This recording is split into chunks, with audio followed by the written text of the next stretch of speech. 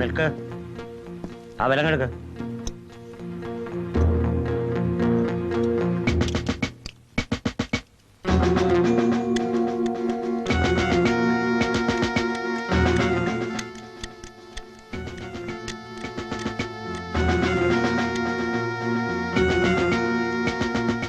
വാടാ പരിച്ചായി.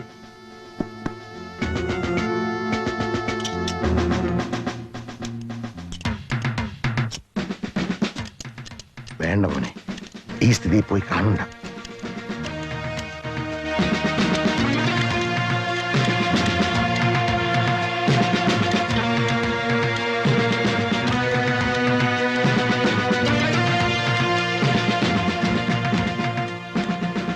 വേണ്ട നടക്കാം.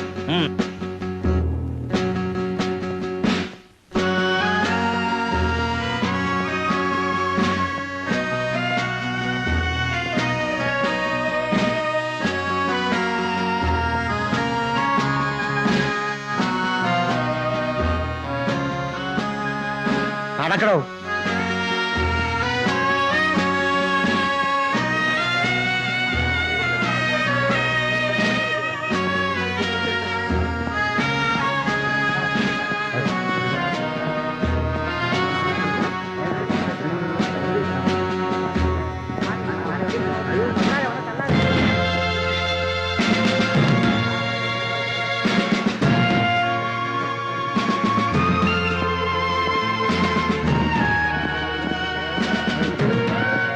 തുറക്കണോ? ആ വേറെ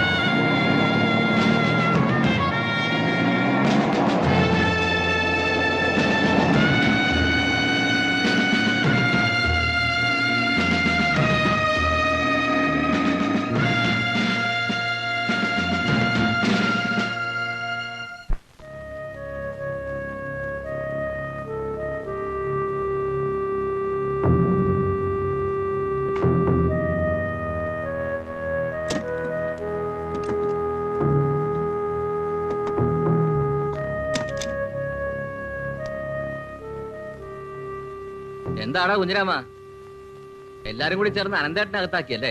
എന്തിന്? എനിക്കൊന്നും അറിയില്ല. നീയല്ല, നിന്റെ മുതലാളി ഉണ്ടല്ലോ, ചേക്കുടി സഹോദരന്മാര്, അവരാണ് എന്റെ കാരണക്കാര്. മുതലാളിമാര് തമ്മി അങ്ങോട്ടും ഇങ്ങോട്ടും പലതും ചെയ്തെന്ന് വരും. അതിന് എന്നോട് പറഞ്ഞിട്ട് എന്നാ കാര്യം? ആ നിന്റെ മുതലാളിയുടെ ശുക്രൻ ഉദിച്ചു, ഇനി ആരെയും പേടിക്കണ്ടല്ലോ.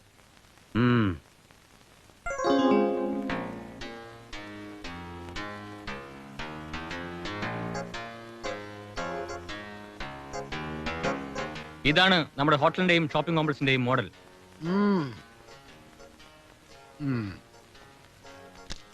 1 2 3 4 5 6. എടോ മാത്തുക്കുട്ടി, 9 നിലയ്ക്ക് തന്നെ കിടക്കട്ടെ ഫൗണ്ടേഷൻ. പിന്നെ വേണമെങ്കിൽ കെട്ടാവല്ലോ. മുനിസിപ്പൽ സാങ്ഷന്റെ കാര്യത്തെക്കുറിച്ച് താൻ പേടിക്കൊന്നും വേണ്ട. നമുക്ക് ആഭ്യന്തരമന്ത്രിയെ കൊണ്ട് തന്നെ തറക്കല്ലൂരിക്കണം. ആഭ്യന്തരമന്ത്രി ഇരുന്നോട്ടെ, പക്ഷെ മുഖ്യമന്ത്രി തന്നെ വേണം തറക്കല്ലിടാൻ. എന്തിനാടോ? അത് വേണം വർക്കിച്ചേട്ടാ. ആഭ്യന്തരമന്ത്രി നമ്മുടെ ആളല്ലേ. കല്ലിട്ടാലും ഇല്ലെങ്കിലും പുള്ളിക്കാരന് പ്രശ്നമൊന്നും ഉണ്ടാവില്ല. മുഖ്യമന്ത്രിയെ ഒന്ന് പ്രത്യേകം ഗവനിക്കുന്നത് നല്ലതല്ലേ? അതൊക്കെ പിന്നെ തീരുമാനിക്കാം. പക്ഷെ അതിനു മുമ്പ് സ്ഥലത്ത് നിന്ന് ആന്റണിയെ ഒഴിപ്പിക്കണം. വേണം. കോടതിയിൽ നിന്ന് ആ സ്റ്റേ ഒന്ന് വെക്കേറ്റ് ചെയ്ത് കിട്ടിയാൽ ബാക്കി കാര്യം ഞാൻ ഏറ്റു. നമ്മുടെ സ്ഥലത്തിനോട് ചേർന്ന് കിടക്കുന്ന പുറമ്പോക്ക് പതിച്ചു കിട്ടുന്ന കാര്യം എവിടെ വരെയായി? അതൊക്കെ താനെ ശരിയായിക്കൊള്ളുന്നേ. ഏതായാലും എന്റെ ആളുകളെ തൊട്ടവന്റെ കൈയൊടിക്കൊന്ന് വീരവാദം മുഴക്കാൻ ഇപ്പൊ അകത്തായില്ലേ? നിന്റെ നിർബന്ധം കൊണ്ടാ. ഇല്ലെങ്കിൽ അയാൾ പുറത്തു നിന്നാലും ഒരു ചുക്കും ചെയ്യാൻ പോകുന്നില്ല. അങ്ങനെ തള്ളിക്കളയണ്ട. അനന്തൻ പറഞ്ഞാൽ ചെയ്യും, ചെയ്തിട്ടുണ്ട്. എന്റെ കുട്ടിക്കാലം മുതൽ ഞാൻ അനന്തനെ അറിയുന്നതാണ്. ഓ പിന്നെ പോലീസ് വകുപ്പും മന്ത്രിയും നമ്മുടെ കയ്യിലുള്ളപ്പോഴോ? അതൊക്കെ ഇപ്പോഴല്ലേ ഉണ്ടായത്. കഴിഞ്ഞ ആഭ്യന്തരമന്ത്രി ശേഖരൻ രാജിവെക്കുന്നത് വരെ അനന്തൻ രാജാവ് തന്നെയായിരുന്നു. അയാളെ അറസ്റ്റ് ചെയ്യാൻ പോലീസ് എത്ര പാടുപെട്ടെന്നറിയാവോ? ലാത്തി ചാർജ് വരെ ഉണ്ടായി. ചെറിയാൻകുട്ടി എവിടെ? അവൻ വീട്ടിൽ കാണും.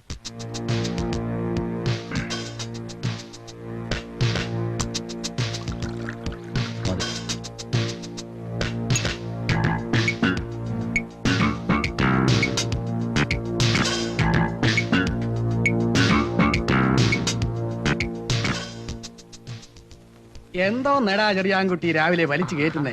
ഏയ് ഒന്നുമില്ല, ഒരു നീർവീഴ്ച പോലെ. അതാ. അതോ അനന്തം പുറത്തിറങ്ങിയ പകരം ചോദിക്കുന്നുള്ള ഭയമാണോ? ആർക്കാ ഭയം? എനിക്കോ? അതൊക്കെ ഇച്ഛായനേ ഉള്ളൂ. അല്ല വർക്കിച്ചേട്ടാ, ഉടനെ എങ്ങനെ അനന്തം മുതലാളിയെ പുറത്തു വിടുമോ? ആരടാ മോലാളി? അല്ല, മുതലാളി എന്ന് വെച്ചാൽ പഴയൊരു മുതലാളിയല്ലേ, ചെറിയാൻകുഞ്ഞിന്റെ അപ്പന്റെ പഴയ പാർട്ണർ ആയിരുന്നില്ലേ? എന്ന് വെച്ചാ ഇപ്പൊ മുതലാളിയൊന്നും അല്ല. അപ്പന്റെ പാർട്ട്ണർ അങ്ങേരൊരു സാധു മനുഷ്യനായിരുന്നു. അതറിഞ്ഞ് ഇവ ശരിക്കും പറ്റിച്ചതാ. ഇനി ഇപ്പൊ നിങ്ങളുടെ സമയം. തിരിച്ചു ചോദിച്ചോ, ആര് വേണ്ടാന്ന് പറഞ്ഞു? അല്ലടാ ബാവേ? അതെ അതെ, ഇഷ്ടം പോലെ ചോദിക്കുകയും വാങ്ങുകയും ചെയ്യാം. അല്ല, ഒരു സെക്കൻഡ്, ഒരു കാര്യം ചോദിച്ചോട്ടെ. അല്ല വർക്കിച്ചേട്ടാ, അനന്തം മുതലാളി അല്ല അനന്തൻ, അയാളെ ഉടനെ വിടുവോ അതോ കുറച്ചു ദിവസം അവിടെ കിടത്തുവോ? 6 മാസം മിനിമം. പിന്നെ ബോർഡ് കൂടി തീരുമാനിക്കും. വേണം തോന്നിയാ പിന്നെ എക്സ്റ്റെൻഡ് ചെയ്യാം. എങ്കിൽ സർക്കാർ ചെലവിൽ ഒരു 5-6 വർഷം അവിടെ തന്നെ കിടക്കട്ടെ, കൊഴുക്കട്ടേന്ന് തിന്ന്. ഇന്നാൾ അനന്തൻ എന്റെ കരണക്കുട്ടിക്ക് ഒരെണ്ണം തന്നിട്ട് ചെവിയുടെ പെരിസ്ട്രോയ്ക്ക് അതെറിച്ചു പോയി. ആ CI ഭരതൻ തന്നല്ലേ അനന്തനെ അറസ്റ്റ് ചെയ്തത്? പിന്നെ അത് ഞാൻ SP യോട് പ്രത്യേകം വിളിച്ചു പറഞ്ഞിരുന്നു അവനെ തന്നെ അയക്കണമെന്ന്. കാരണം ഭരതൻ അനന്തന്റെ ഒരു പഴയ വിരോധിയാ. 3-4 വർഷം മുമ്പ് ഭരതൻ ഇവിടെ ട്രാൻസ്ഫർ ആയി വന്നപ്പോ അന്ന് തന്നെ അനന്തനുമായിട്ട് നടക്കി. അന്ന് അനന്തന്റെ പുഷ്കരകാലമായിരുന്നത് കൊണ്ട് 24 മണിക്കൂറിനകം ഭരതനെ സ്ഥലം മാറ്റിച്ചു. ഇതിന്റെ വൈരാഗ്യം ഭരതനിൽ കാണാതിരിക്കുവോ? അല്ല, 6 മാസത്തിന് മുമ്പ് അനന്തന് പുറത്തിറങ്ങാൻ പറ്റില്ലേ? അതിന് എന്നെ പോലുള്ള ആളുകൾ വിചാരിക്കണം. കണ്ണടച്ച് തുറക്കുന്നതിന് മുമ്പേ 180 ദിവസം തീരും. അത് കഴിഞ്ഞാല് നീ കണ്ടോടാ വാവേ, ഇതിപ്പോ തുടങ്ങിയതല്ലേ ഉള്ളൂ. അല്ലേ വർക്ക് ചേട്ടാ? പിന്നെ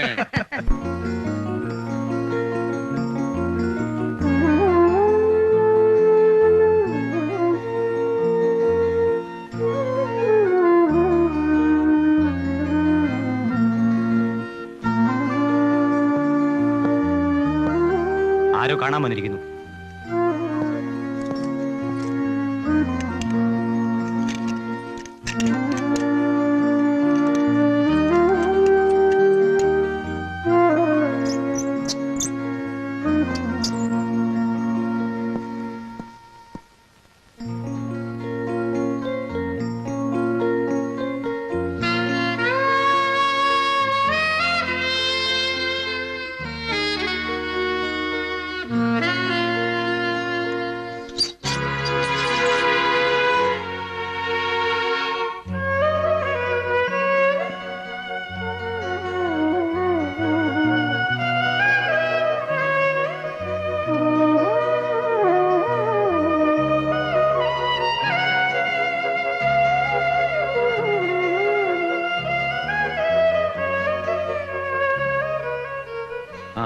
എല്ലാരും ഉണ്ടല്ലോ. നീ എപ്പോ വന്നു? ഇന്നലെ രാവിലെ. ആ, ഒരു സിഗരറ്റ് തരൂ ശങ്കര. പേടിയേ ഉള്ളല്ലോ. മതി, ഒന്ന് വലിച്ചോട്ടെ.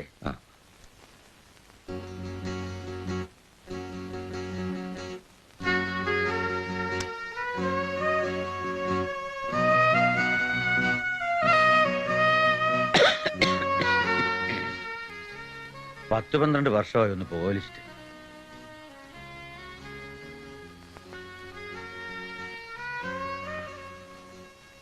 എന്താ ശങ്കര, IG മുതൽ താഴോട്ടുള്ളവരെല്ലാം തന്റെ സുഹൃത്തുക്കളല്ലേ? എന്നിട്ട് എന്തായി? വല്ലതും നടക്കുവോ?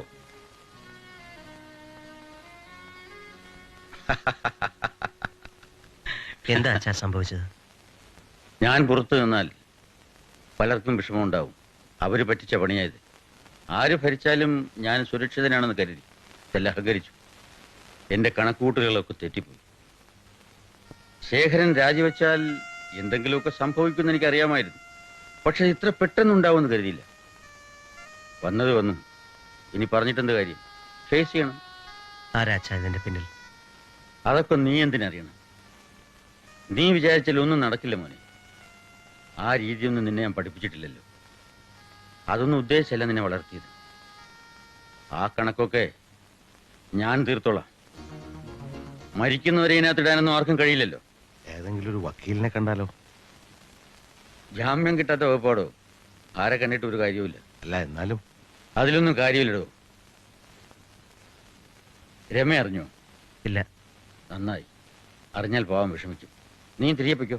കോഴ്സ് മുടക്കണ്ട. ഇവിടുത്തെ കാര്യങ്ങളൊക്കെ ഞാൻ അകത്തായാലും നടക്കും. ഞാൻ പോകുന്നില്ല. പിന്നെ കോഴ്സ് മുടങ്ങുന്നെങ്കിൽ മുടങ്ങട്ടെ, തിരിച്ചു പോകുന്നില്ലെന്ന് തീരുമാനിച്ചു. സമയമായി, ഒന്ന് വേഗം വേണം. എന്നാൽ നിങ്ങൾ വയ്ക്കോ. എന്തെങ്കിലും കൊടുത്തയക്കണോ? കുറച്ച് സിഗരറ്റ് വേണം, ഉം. കുറച്ച് കൊതുക് തിരി, ഉം. വല്ലാത്ത കൊതുക്. പിന്നെ ആശാനി ഒന്ന് വരാൻ പറയണം, ചില ഓഫീസ് കാര്യങ്ങൾ പറയാനുണ്ട്. നീ പോകുന്നില്ലേ പോണ്ട, നിന്റെ ഇഷ്ടം. ഒരു കാര്യമേ എനിക്ക് പറയാനുള്ളൂ. ഇപ്പൊ ഈ അറസ്റ്റ് കൊണ്ട് എല്ലാം അവസാനിക്കുന്നില്ല. പല രീതിയിലും പല ഭാഗത്തു നിന്നും പ്രശ്നങ്ങളുണ്ടാകും. പിടിച്ചു നിൽക്കാൻ നിനക്ക് കഴിയണം. എന്നെ ഡിപ്പെൻഡ് ചെയ്ത് കഴിയുന്ന പലരുണ്ട്. അവരുടെ കാര്യം മറക്കരുത്. അപ്പൊക്കോ നിക്ക്. നീ ഒരു കുരുക്കിൽപ്പെട്ടിട്ടുണ്ടെന്നൊരു ന്യൂസ് കേട്ടു, ശരിയാണോ?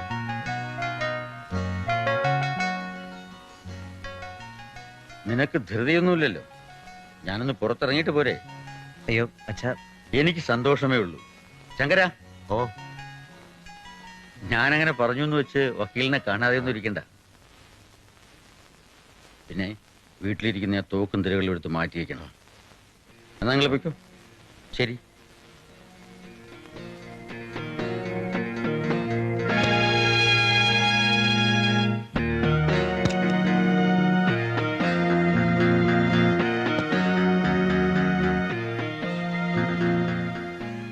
ഇത് ഞാൻ ആ ഗഫൂർ സാഹിബിനടുത്ത് അനന്തന് വാങ്ങിച്ചു കൊടുത്തതാ. വാങ്ങിച്ചു കൊടുത്തത് ഈ പുഴടി ഒന്ന് നിർത്തുവോ?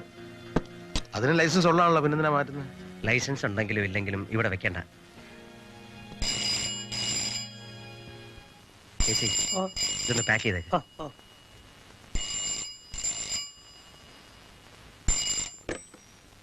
ഹലോ, അതെ, ആരെ? രമേ? അതെ, ഞാനാ. ചേട്ടൻ പോയിട്ട് ഒരു വിവരമില്ലല്ലോ. എന്താ ചേട്ടാ അവിടുത്തെ പ്രശ്നം? ഒന്നുമില്ല മോളെ, ഞാൻ ബിസിനസ് കാര്യത്തിന് വേണ്ടി വന്നതാ. ഞാൻ ഉടൻ വരും. വരുമെന്ന് പറഞ്ഞില്ലേ? അച്ഛൻ എവിടെയാ ചേട്ടാ? അച്ഛന് വിശേഷമൊന്നുമില്ല, ഇപ്പൊ വിടില്ല. ഏ, ഓഫീസിലോ? ശരി, ഞാൻ അന്വേഷിച്ചതായി പറയണം. ആ ശരി, പറയാം. ആ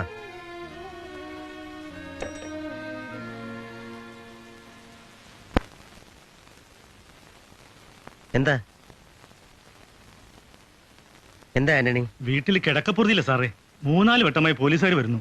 ഞങ്ങളുടെ വീട്ടിലുണ്ടായിരുന്നു റെയ്ഡ്. പെണ്ണുങ്ങളും കുട്ടികളും ഭയന്ന് വരച്ചിരിക്കുക. എന്തിനാ അവര് വന്ന്? പക വീട്ടാൻ. ഞങ്ങൾ അനന്തേട്ടന്റെ ആളുകളല്ലേ, അത് തന്നെ കാരണം. അവർ നിങ്ങളെ ഉപദ്രവിച്ചോ? ഉവ്വ്, വീണ്ടും വരുമെന്ന് ഭീഷണിപ്പെടുത്തിട്ടാ പോയിരിക്കുന്നത്. നിങ്ങളൊരു കാര്യം ചെയ്യ്, ആണുങ്ങൾ കുറച്ച് ദിവസം മാറിയേക്ക്. ഞാൻ ആശാനോട് പറഞ്ഞേക്കാം, ഓഫീസിൽ പോയി പൈസ വാങ്ങിച്ചോ. ഓ, അങ്ങനെ എല്ലാവർക്കും അറിയിക്കാൻ പറ്റില്ല. എനിക്കൊരു കമ്പനി ഉണ്ട്, അത് പൂട്ടിയിട്ടാൽ. നിവൃത്തിയില്ലാത്തവർ പോകണ്ട, ബാക്കിയുള്ളവർ മാറിയിക്കട്ടെ. തൽക്കാലം അതേ മാർഗമുള്ളൂ. സാറ് ഞങ്ങളുടെ ഒപ്പം ഉണ്ടാവുന്ന ഉറപ്പ് പറഞ്ഞാൽ ബാക്കി കാര്യം ഞങ്ങളേറ്റു. ഏയ് അതൊന്നും വേണ്ട, നിങ്ങൾ പൊയ്ക്കോളൂ. ഈ ആന്റണി കാരണോ മുതലാളിക്ക് ഗതി വന്നത്?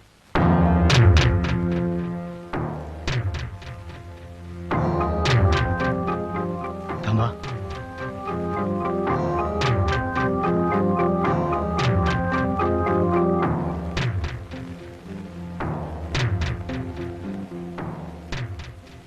പറ ആന്റണി, എന്തിനാ അച്ഛനെ അറസ്റ്റ് ചെയ്തത്? എനിക്കറിഞ്ഞുകൂടാ. അറിയാം, തനിക്കറിയാം. പറ. ഇവിടുത്തെ കാര്യമൊന്നും കുഞ്ഞിനോട് പറയരുതെന്ന് അനന്തേട്ടൻ പറഞ്ഞിരിക്കുന്നത്. താൻ പറയില്ലല്ലേ? പറയടോ, എന്തിനാ അച്ഛനെ അറസ്റ്റ് ചെയ്തത്? ആരാ അതിന്റെ പുറകിൽ? എനിക്കത് അറിയണം. പറയാതെ ഞാൻ തന്നെ വിടില്ല. പറ ആന്റണി, സ്വന്തം മോനല്ലേ ചോദിക്കുന്നത്. ഞാൻ പറയാം. കുഞ്ഞിന് അറിയാമോന്നറിയില്ല, കുറച്ചു കാലമായി അനന്തേട്ടനും ചേക്കുടി പ്രദേശം തമ്മിൽ അഭിപ്രായ വ്യത്യാസം ഉണ്ടാകാൻ തുടങ്ങിയിട്ട്. ചെറിയാൻ്റെയും മാത്യുവിൻ്റെയും അപ്പച്ചൻ മരിച്ചത് മുതൽ തുടങ്ങിയതാ. അവർ തമ്മിലുണ്ടായിരുന്ന പല ബിസിനസ് പാർട്ണർഷിപ്പും വേണ്ടെന്ന് വെച്ചു. കള്ളക്കടത്തിൽ മറ്റും അനന്തേട്ടനുണ്ടായിരുന്ന താല്പര്യം കുറഞ്ഞതും അവർക്ക് വൈരാഗ്യം ഉണ്ടാക്കി തീർത്തു. അവർക്കതൊക്കെ തനിയെ കൊണ്ടു നടക്കാനുള്ള കഴിവുമില്ല. ഒരിക്കൽ അനന്തേട്ടൻ അവരെ കാണാൻ ചെന്നു. ഞാൻ അവസാനമായി പറയാണ്, നിങ്ങളുടെ അപ്പൻ എൻ്റെ സുഹൃത്തായിരുന്നു. പല ബിസിനസ്സിലും ഞങ്ങൾ പങ്കുകാരും. ഒരഭിപ്രായ വ്യത്യാസവും ഇല്ലാതെ ഒരു 10-20 വർഷം ഞങ്ങൾ ഒരുമിച്ച് കഴിഞ്ഞു. അവൻ മരിച്ചു. ഇപ്പോ നിങ്ങളോട് ഒത്തുപോകാൻ എനിക്കാവില്ല. അതുകൊണ്ട് ഞാൻ ഒഴിഞ്ഞു മാറി. വൈരാഗ്യം തീർക്കാൻ നിങ്ങൾ പലതും ചെയ്തു. ഞാൻ ക്ഷമിച്ചു, സഹിച്ചു. ഒന്നുമില്ലേലും രണ്ടിനെ ഈ ചുമലിൽ ചുമന്ന് നടന്നിട്ടുള്ളതാണല്ലോ. പക്ഷേ എന്റെ ക്ഷമയ്ക്ക് ഒരു അതിരുണ്ട്. നിങ്ങൾക്ക് ആവശ്യം പോലെ വേറെ സ്ഥലങ്ങളുണ്ടല്ലോ, അവിടെ ആകാമല്ലോ ഷോപ്പിംഗ് കോംപ്ലക്സും ഹോട്ടലും ഒക്കെ. ആന്റണിയെ വെറുതെ ഉപദ്രവിക്കാതിരിക്കെ ഞങ്ങളുടെ സ്ഥലത്ത് ഞങ്ങൾ മണിമാളികയോ പാട്ടക്കക്കസോ പണിയും. അത് ഞങ്ങളുടെ ഇഷ്ടം. എന്റെ അപ്പം പാവമായിരുന്നുകൊണ്ട് നിങ്ങൾ എന്ത് പറഞ്ഞാലും റാം മോള് കേൾക്കുമായിരുന്നു. അത് താൻ മുതലെടുത്തു. തനിക്ക് സ്വന്തമായിട്ട് ഫാക്ടറി ഉണ്ടായി, മകള് പരീക്ഷ കഴിഞ്ഞവരും പ്രാക്ടീസ് ചെയ്യാൻ ഹോസ്പിറ്റൽ, സ്കൂൾ മാനേജ്മെന്റ്, അങ്ങനെ എന്തെല്ലാം. ഞാൻ കന്തസായിട്ട് പുറത്തന്നെ പറയാം. എന്തുകൊണ്ട്? നിനക്കൊക്കെ എന്ത് യോഗ്യതയുണ്ടോ അതിനുള്ളതുണ്ട്. പിന്നെ നിന്റെ അപ്പനെ ഞാൻ മുതലെടുത്തോ ഇല്ലയോ എന്ന് അത് നിന്നെ ഒന്നും പറഞ്ഞ് ബോധ്യപ്പെടുത്തിയിട്ട് ആവശ്യമില്ല. മനസ്സിലായോ?